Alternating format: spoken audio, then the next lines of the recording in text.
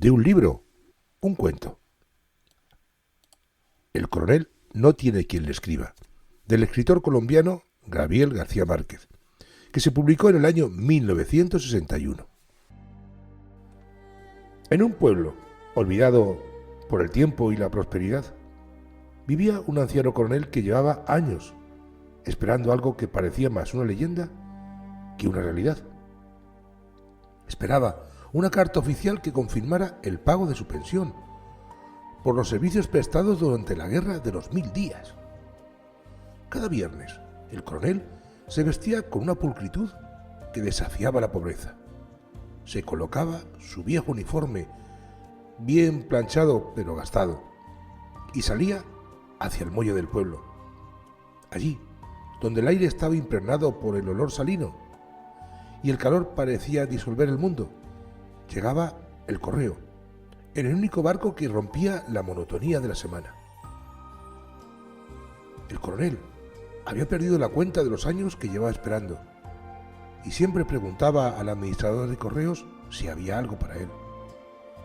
Pero la respuesta era siempre invariable: nada para el coronel. A veces se marchaba en silencio, otras veces con una ligera sonrisa que ocultaba su gran decepción. Al regresar a casa, encontraba a su esposa esperándolo. Ella era una mujer desgastada por la pobreza y el asma que le robaba el aliento. No compartía la paciencia de su esposo. Estaba cansada de tantas promesas incumplidas y de una espera que se había vuelto como un peso sobre sus hombros.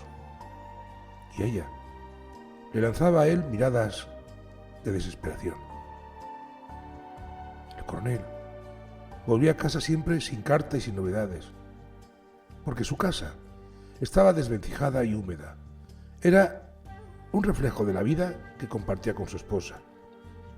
Ella, una mujer que la pobreza y la enfermedad le había convertido en una persona rígida y muy tensa. Lo esperaba siempre sentado en una silla de madera. El asma le robaba el aliento y hacía que sus noches fueran aún más largas, mientras el peso de los años y las penas acumuladas se reflejaban en cada uno de sus movimientos. No había espacio para esperanzas en su mundo, solo para la supervivencia diaria. Cuando veía entrar al coronel, su expresión lo decía todo. Otra vez nada. El coronel, con la seriedad de quien no quiere mostrar debilidad, solo asentía. La casa donde vivían era una ruina. La madera podrida de las paredes dejaba pasar la lluvia y el techo parecía dispuesto a ceder en cualquier momento.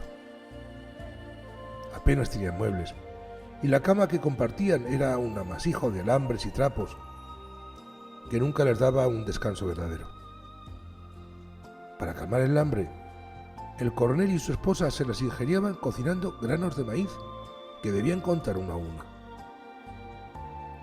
En esa precariedad vendieron todo lo que pudieron: un reloj, un cuadro y hasta recuerdos de épocas más felices. La única posesión de valor que les quedaba era un gallo de pelea.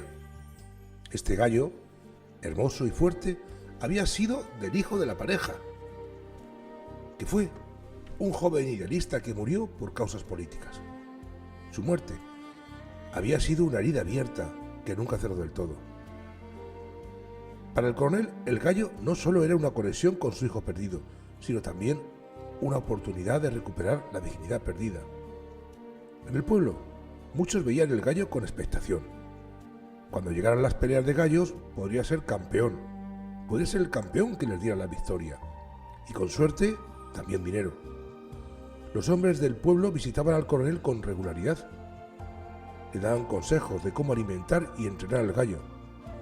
Y apostaban, con ilusión, en su posible triunfo. Pero mantener el gallo costaba dinero, y el maíz que comía era la carga para el matrimonio, que a menudo se acostaba con el estómago vacío. «Debemos venderlo», le insistía la mujer con voz entrecortada por el asma, los ojos hundidos por la fatiga y gestos tensos por la desesperación. Para ella, el gallo era un símbolo de obstinación, una carga inútil. Con ese dinero podríamos comer y comprar medicinas. El coronel, con una mirada que desbordaba terquedad y un orgullo que no cedía, negaba con la cabeza. El gallo ganará, afirmaba como si su palabra pudiera desafiar la realidad. Para él, el gallo no solo significaba la esperanza de una victoria, representaba también la dignidad que le había sido negada durante años de abandono y de promesas rotas. El coronel se aferraba a esa ilusión, como si su vida dependiera de ello. Pero la esposa del coronel no compartía esa esperanza. Los años habían sido crueles con ella. La muerte de su hijo la había dejado rota y el hambre y la enfermedad la habían desgastado aún más. Era una mujer práctica, realista, que entendía que no se puede comer con sueños ni sobrevivir con promesas. En su mirada había una mezcla de amargura, de resignación y una tristeza tan antigua como su miseria. La carta no va a llegar, le decía el coronel. No para herirlo, sino para que abriera los ojos y viera la verdad. Cada viernes era un recordatorio más de que la vida no cambiaría. Y cada grano que comía el gallo era una burla a su esfuerzo por sobrevivir un día más. Las discusiones entre el coronel y su esposa eran constantes. No podemos comer de ilusiones, le respondía ella, mientras él, con los ojos fijos en el gallo, respondía con palabras que intentaban ser un consuelo. Pero en el fondo, cada vez que el coronel salía del muelle con las manos vacías, sabía que algo en su interior se fracturaba. La carta llegará, repetía como un rezo. Era su manera de resistir al desánimo, de no caer en la desesperación que ya consumía a su esposa. Él veía la espera como un acto de resistencia. Para ella era una carga más. Un día, don Sabas, el hombre más rico del pueblo y antiguo amigo del coronel, le ofreció comprar el gallo. Era una oferta que, en teoría, le permitiría comer y aliviar la miseria, al menos por un tiempo. Pero el coronel, con la mirada firme y la voz que no se permitía replicarse, dijo: el gallo se queda, no se vende, sellando de alguna forma así su destino. Para él, entonces, vender el gallo habría sido una derrota final, una traición a sí mismo y a la memoria de su hijo. Su esposa, aunque cansada, comprendió en ese momento que su esposo no podía ceder.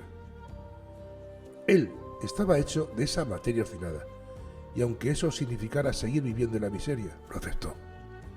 Una tarde, cuando la desesperación parecía no tener fin, la esposa del coronel, agotada por el hambre y la falta de aliento, le preguntó con lágrimas en los ojos: ¿qué comeremos mientras esperamos que el gallo gane la pelea? La pregunta, cargada de rabia, de dolor y desesperanza, se estrelló contra el orgullo del coronel. Y él contestó: mierda, comeremos mierda, con una dureza que escondía un peso de la propia impotencia. Era una respuesta de un hombre que no tenía nada más que su fe obstinada, que su cerrazón. Pero la vida siguió, y el coronel continuó esperando la carta, aferrado a su dignidad.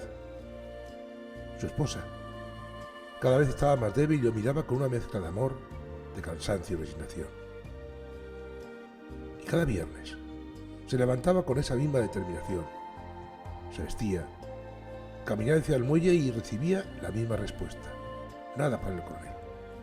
Los días se convirtieron en meses y los meses en años, pero nunca dejó de esperar.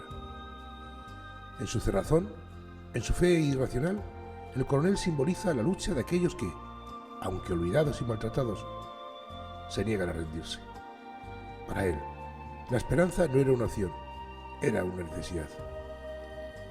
Y así, bajo un sol implacable de un pueblo que lo había olvidado, el coronel seguía caminando, como un hombre solitario, pero digno, que esperaba una carta que nunca llegaría.